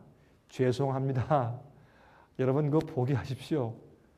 이제 미국은 굉장한 어려움 속에 파고들어갑니다. 그 다음에 독재가 옵니다. 여러분 이것은 너무나 눈에 빤히 보는 듯이 우리가 알 수 있는 것들입니다. 그런데 새끼양 같은 짐승이 올라왔어요. 땅에서. 이것은 사람들이 살지 않는 곳에서 기독교 주의를 가지고 일어난 미국을 상징하는 것입니다. 근데 이 재밌는 것은 말이죠. 혹시 사도 요한이 새끼 양 같은 짐승을 했는데 진짜 양이 아니라 혹시 버팔로, 미국에서만 사는 들소를 혹시 보존했을까 하는 생각도 들어갑니다. 왜냐하면 이 들소의 새끼는 어릴 때는 꼭 양 같아요. 재밌어요. 그래서 혹시 이 양을 보고 새끼 양 같은 짐승이라고 혹시 하지 않았을까 하는 생각도 제가 해보곤 합니다. 어쨌든 1776년도에 미국이 건국을 했습니다. 그렇죠? 하나는 있고 할 때 여섯 번째 왕은 교황권이 죽게 되는 상처를 받게 된 1798년도를 전후로 해서 기독교 정신을 가지고 일어난 국가인 미국을 말할 수밖에 없는 것입니다. 자 보세요. 그러면 바벨론과 메데페르시아와 헬라와 로마와 교황 로마는 죽었고 하나 여섯 번째 나라는 지금 있는데 그 다음에 일곱 번째 나라가 오면 잠깐 있다가 없어지고 여덟 번째 왕은 일곱 번째 가운데 하나였는데 죽게 된 상처를 받았던 세력인데 다시 곧 부활하여 일어날 때 온 세상이 기여기고 따라가는데 근데 나중에 17장 마지막에 보면 불에 타서 죽어요. 여러분이시요.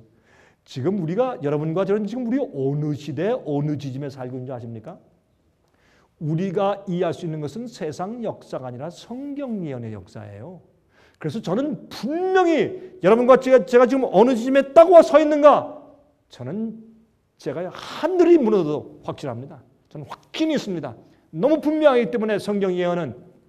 그러므로 사도 요한은 요한계시록 17장의 계시에서 바로 우리가 살고 있는 이 시대를 바라보면서 요한계시록 17장을 기록해 두었다 그 말입니다. 자, 세계를 지배하는 미국이 등장했죠. 미국 내에서의 정치와 교회 연합이 시작되었습니다. 여러분 이 미국의 조보들은 시작할 때 말이죠. 헌법 1조에 뭐라 그랬어요? 국회는 어떤 종류의 종교법도 세워서는 안 된다. 그렇게 못 박았어요. 왜? 종교법을 국법으로 만드니까 뭐가 생겼어요? 핍박이 생겼어요. 절대 국가와 교회가 힘을 합치면 뭐예요? 핍박이에요. 여러분이시요. 요즘에 이 미국의 도덕의 타락과 경제 몰락 때문에 미국에 있는 보수파 기독교인들이 뭐라고 소리를 지릅니까?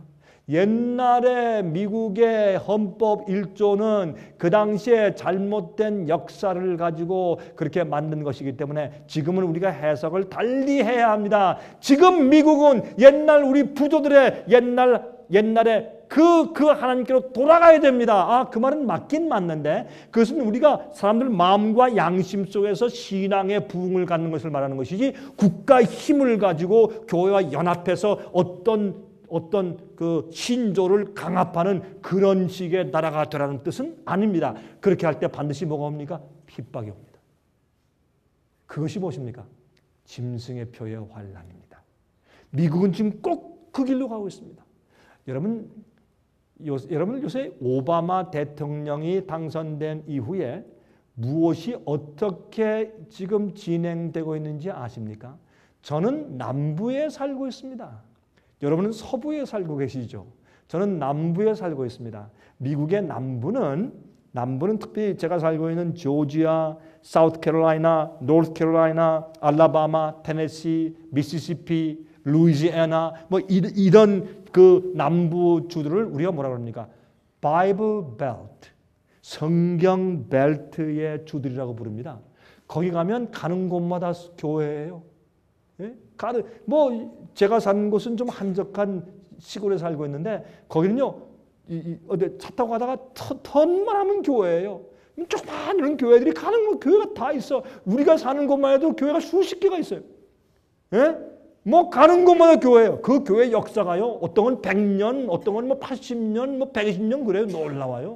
옛날부터. 그래서 옛날부터 내려오는 가족들, 그 교회 많이 가지고 있는 그 공동묘지가 교회 옆에 다 있어요. 이렇게. 재밌어요, 아주. 그래서 바이블 벨트예요. 여러분 아십니까? 남부에 있는 기독교들은요, 분노하고 있어요. 굉장히 분노하고 있어요. 이게 무엇을 의미하는 줄 아십니까? 우리는 성경 예언을 이해하는 사람이기 때문에 무엇이 어떻게 되어가고 있는 것을 우리가 알고 있는 것입니다. 여러분, 이제 다음 달 11월 달이 되면 무슨 선거가 있습니까? 예?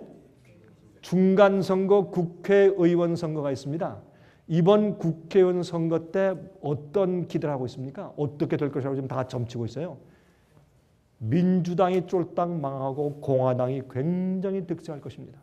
언제처럼 옛날에 국회의장이었던 깅그리치 씨가 했을 때처럼 contract with America, 미국과 컨트랙을 맺는다. 그래가지고 미국의 정계를 기독교 정신으로 바꾼다. 한 번 그런 일이 1994년도 이후로 좀 있었어요.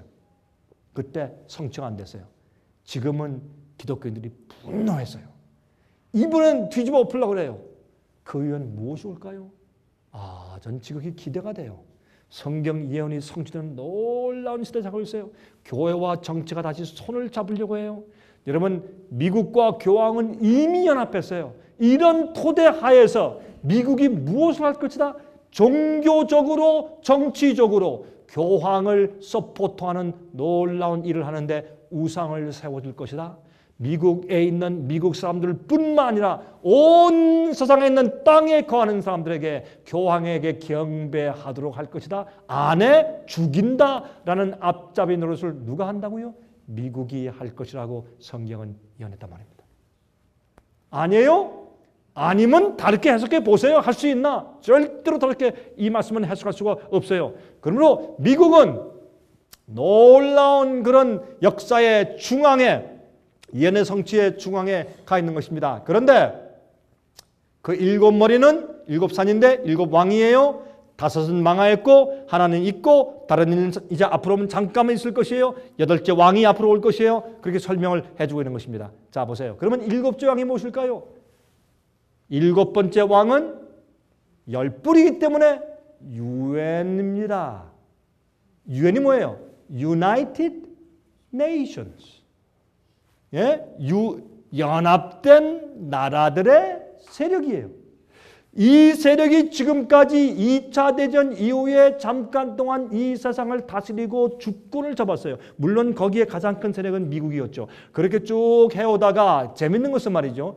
여기 이제 뉴욕 맨하탄에 있는 유엔 건물이죠. 그렇죠? 여기에 그런데 재밌는 것은 말이죠. 미국 1달러 뒤에 있는 그 글 가운데 무슨 글이 있어요? 예? 노버스 오르도 세클로름, 그 뉴 월드 오더리라는 그런 단어가, 새 세계 질서란 그 단어가 이미 옛날부터 미국 달러 뒤에 기록되어 있는 것을 알 수 있어요. 이건 계획된 일일까요? 그렇습니다. 자, 보세요. 그러므로 여덟째 왕은 일곱 중에 속한 자라. 일곱째 왕 이후에 여덟째 왕이 오는데, 재미있는 것은 미국이 이 세상을 지배하다가 미국이 약화되면서 세계 연합 세력이 점점점 세력을 받아가다가 나중엔 요즘엔 교황권이 아예 공식적으로 무슨 말을 합니까? 이제는 유엔이 아니라 그보다 더 큰 힘 있는 권위의 세력이 필요한데, 그 세력은 모든 나라에게 명령하여서 그 나라들이 순종할 수 있는 세력이 필요하다. 새로운 어토리티가 필요하다. 그 어토리티는 반드시 로만 가톨릭 교회의 영적인 가치관, 밸류를 가지고 있어야 된다. 그렇게 말하는 것을 볼 때 저는 무엇을 봅니까? 일곱 번째 왕에서 여덟 번째 왕의 시대로 지금 전가되고 있는 것을 이 예언적인 안목에서 본단 말이에요. 자, 보세요. 이제 8번째 왕이 올라오는 것입니다. 눈에 보이지 않게 사람들이 모르는 동안에 7번째 왕에서 8번째 왕으로 돌아가고 있습니다. 이것이 무엇을 말하는 것입니까? 세상 역사의 마지막 종결의 장면으로 우리가 가고 있단 말입니다. 8번째 왕이 올라올 때 무슨 일이 생깁니까? 짐승의 표에 환란이 생기는 마지막 참된 백성과 교회를 몰살하기 위한 마지막 마귀의 작전이 시작되는 때라 그 말입니다. 자, 보세요. 그러므로 11절 17장이죠. 요한계시록 전에 있다가 시방 없어진 짐승은 8째 왕이니 7 중에 속한 자라 저가 멸망으로 들어가리라. 내가 보던 10뿔은 10왕이니 아직 나라를 얻지 못하였으나 다만 짐승으로 더불어 임금처럼 권세를 일시동안 받을 것이라. 여러분 다시 말해서 열국의 연합이 누구한테 세력을 줍니까? 교황권에게 다시 세력을 줍니다. 그때 저희가 한 뜻을 가지고 자기의 능력과 권세를 온 나라가 누구한테? 짐승에게 그 세력을 줍니다. 미국도 그렇고 영국도 그렇고 모든 나라들이, 독일도 그렇고, 그렇죠? 모든 나라들이 어떻게 해요? 그 음녀와 음행하며 모든 백성들도 그 포도주에 취해 있는 상태에서 열국이 교황에게 권세를 주는데, 이 권세는 옛날에 중세기 암흑시대 때 교회와 나라를 지배했던 그 일을 다시 재반복하게 될 것이다 라고는 예언에 틀림이 없다 그 말입니다. 자, 16절 내가 본 바 이 10뿔과 짐승이 음녀를 미워하여 망하게 하고, 짐승은 나라를 상징해요. 국가를 상징해요. 10뿔은 무슨 말합니까? 세계 연합을 상징해요. 다시 말해서 정치적인 세력이 나중에 음녀가 정말 무엇을 했는지를 알고 속았구나, 기만당했구나 해서 미워해요. 그리고 망하게 하고 벌거벗게 하고 그 살을 먹고 불로 아주 살을 것이라. 다시 말해서 세상 끝에는 8번째 왕인 교황권이 다시 부활해서 짐승의 표 환란으로 세상을 지배하면서 참된 백성들을 너 짐승의 표를 받아 안 받아 죽인다라고 하는 그런 일. 이 짐승의 권위에 굴복하라는 그 명령을 내리면서, 여러분 제가 설명을 드렸지만은 교황의 권위를 인정하는 가장 큰 표는 무엇이냐 하면 교황이 만든 계명을 바꾼 일이에요. 제가 이미 여러분 설명을 드렸어요. 기억하시면 다 기억하시죠. 교황이 계명을 바꿨어요. 뭐를 바꿨어요? 예? 둘째 계명에 우상 숭배하지 말라는 계명은 빼버렸어요. 4번째 예배하는 날을 바꿔버렸어요. 이렇게 계명을 바꾸는 일을 했습니다. 그게 음료가 한 일이에요. 그렇게 한 것이 당신이 하나님 같은 능력과 보좌가 있기 때문에 성경의 계명까지도 바꿀 수 있는 권한이 있는 것을 내가 인정합니다 라고 굴복하는 일이에요. 여러분 다시 말해서 마지막 시대는 하나님의 권위를 인정하느냐, 성경 진리의 권위를 인정하느냐, 아니면 교황권의 인간의 권위와 시스템을 인정하느냐라고 하는 누구를 경배하느냐에서 싸우는 싸움이 마지막 요한계시록의 13장에 있는 짐승의 표 환란의 시험이에요. 이런 일이 생길 때 여러분 하루아침이 오는데 많은 사람들이 그것도 모르고 그냥 다 따라갈 거예요. 여러분 보세요. 그래서 사람들이 그때 어이구 우리 속았네 할 때는 이미 늦었어요. 그걸 지금 설명하고 있는 것이에요. 하나님이 자기 뜻대로 할 마음을 저에게 주사 한 뜻을 이루게 하시고 저희 나라를 그 짐승에게 주게 하시되, 주님께서 그래 해봐라. 이런 일이 있으면서 누가 과연 눈을 떠서 성경 예언의 진리와 그 흐름을 파악하고 이해하고, 누가 간절한 마음으로 성령을 받고 있으며, 누가 참된 복음으로 거룩한 경험을 하고, 누가 하늘을 사모하고, 누가 예수의 재림을 사모하고, 누가 참된 진리를 이해하고 있는지 주님께서 이런 일을 통해서 조용히 시험하세요. 지금 이때는 노아 홍수하기 오기 바로 직전에 문이 닫힐 즈음에 하나님께서 모든 사람의 운명을 테스트하셨어요. 하루아침에 비가 떨어질 때 아무도 방주에 들어갈 수가 없었습니다. 지금 이때에 아무 일도 생기지 않는 것 같죠. 그러나 큰 공황이 오고 있죠. 데이비드 로젠버그 경제학자는 한 2주 전에 말하기를, 솔직하게 얘기합시다. 우리 미국은 이제 경제공황의 서두에 들어섰습니다. 얘기했습니다. 여러분, 이제 앞으로 점점 더 심해질 것입니다. 이 세상에 무소리니, 히틀러 같은 독재자가 올라와서 핍박하는 일이 시작했을 때 어떤 때입니까? 반드시 경제공황 때 그런 일이 생겼습니다.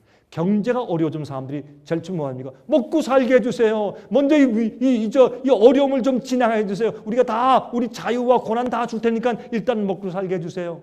그래서 짐승의 표의 환란은 어떤 얘기했습니까? 너 경배 안 해? 이 표를 안 받아? 사고 팔고 못한다? 그렇게 돼 있단 말이에요. 이제 끝내겠습니다. 예? 하나님 말씀이 응하기까지 하십니다. 그래? 한번 해봐라. 언제까지? 성경 예언이 다 성취될 때까지 주님께서 잠깐 동안 허락하세요. 그러나 그동안 이런 일이 벌어지는 동안에 어떻게 하세요? 하나님께서 당신의 심판이 모든 사람을 지나가요.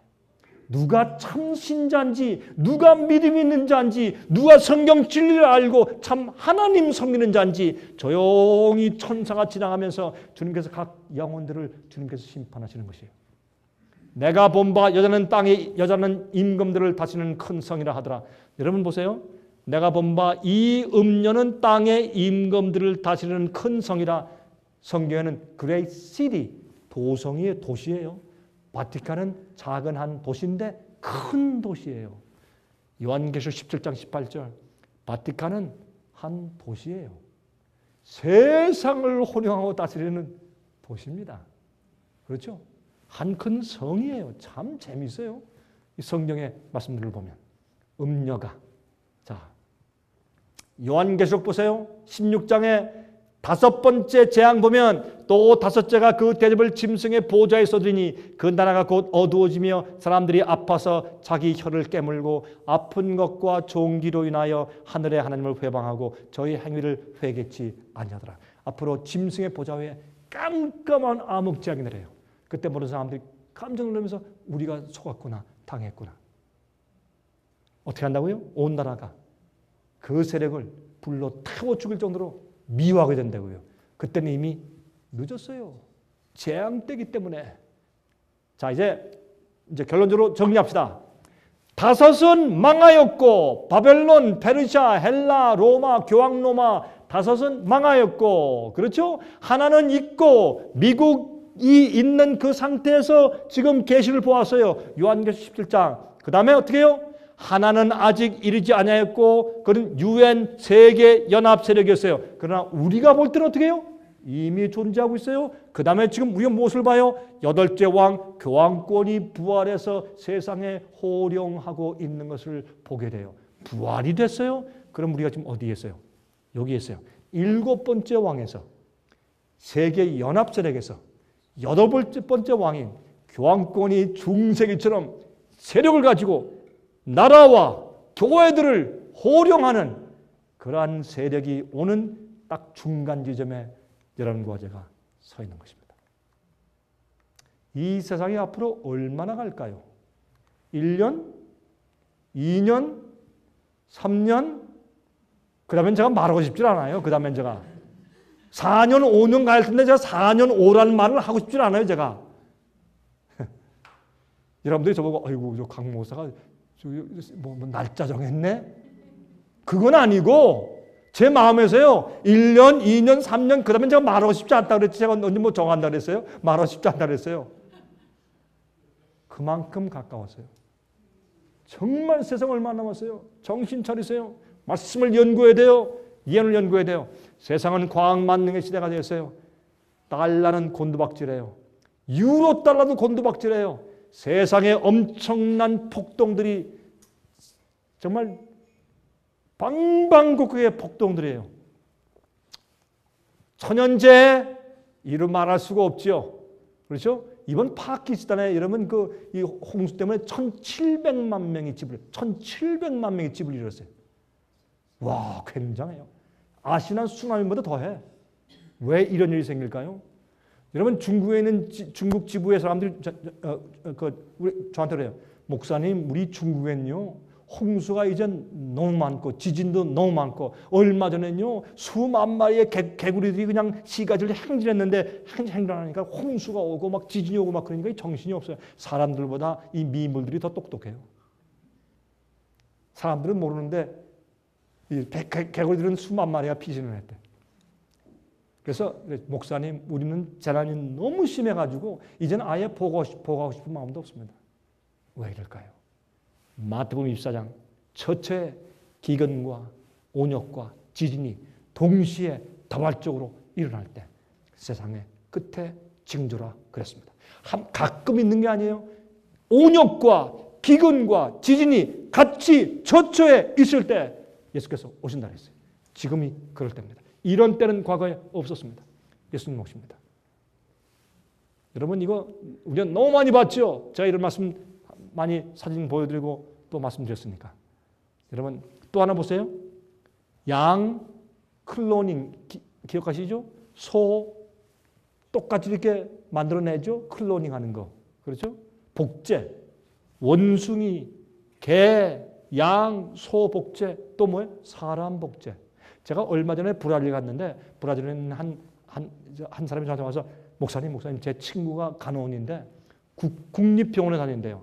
근데 비밀이 나서 얘기해 주는데 보니까 얼마 전에 브라질에서 인간 복제를 했대요.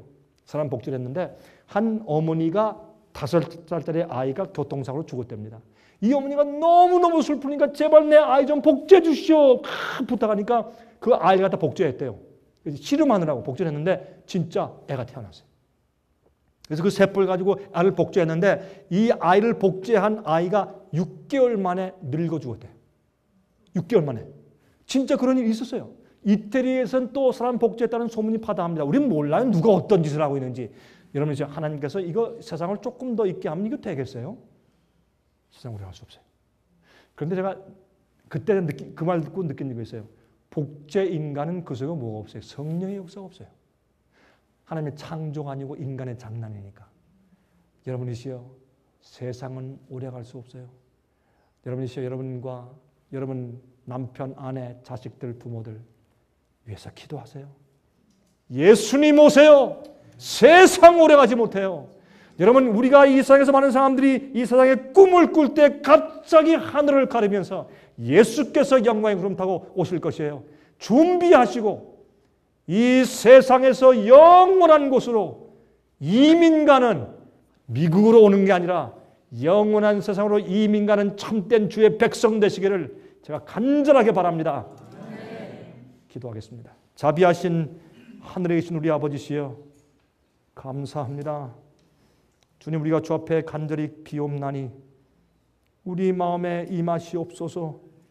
우리가 마음을 엽니다. 세상에 대한 욕심 없습니다. 주님 우린 진리를 믿습니다. 성경 말씀을 믿습니다. 우리는 하늘을 그리워합니다.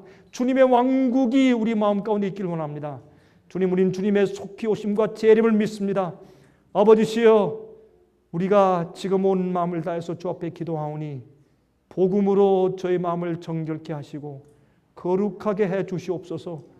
우리 속에 우상과 죄가 존재하지 않게 해 주시옵소서. 우리에게 힘을 주셔서 아무것도 우리를 흔들거나 넘어뜨리지 않게 해 주시옵소서. 우리가 세상을 바라볼 때 두려운 마음이 있으나 하나님의 은혜 가운데 우리는 세상을 이길 수가 있습니다. 주님께서 주시는 평안 가운데 우리는 안전하게 세상을 살 수 있습니다. 저희를 도와주시옵소서. 저희에게 인쳐주시고 참 하나님의 임재가 우리 마음 가운데 계시므로 주님과 동행하게 해 주시옵소서. 아버지 정말입니다. 저희는 원하고 또 원하오니 저희 곁에 계셔서 저희를 홀로 버려두지 마시옵소서. 살아계신 예수 그리스도의 거룩하신 이름만 의지해서 간절하게 기도드리옵나이다. 아멘.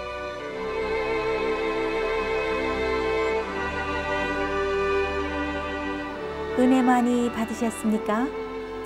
생애에 비춘 각종 미디어, 즉 출판물, 텔레비전, DVD, CD, 그리고 웹사이트를 통하여 복음을 전하는 미디어 선교 기관입니다. 생애빛 선교 사업에 대해서 좀 더 자세하게 알기 원하시는 분들은 웹사이트 www.sostv.net를 방문하시기 바랍니다. 생애빛 웹사이트에는 지금까지 나온 모든 월간지와 DVD, 텔레비전 방송물들을 누구나 무료로 보실 수 있도록 준비되어 있습니다. 지금까지 소개해드린 생애빛 선교 교재 중에서 원하시는 책자나 DVD가 있으시면 무료 전화 1-877-704-1004번, 1-877-704-1004번으로 신청하여 주시기 바랍니다. 미국 동부 시간으로 월요일부터 금요일까지 9시에서 5시 사이에 전화해 주시면 감사하겠습니다. 그럼 다음 시간까지 안녕히 계십시오.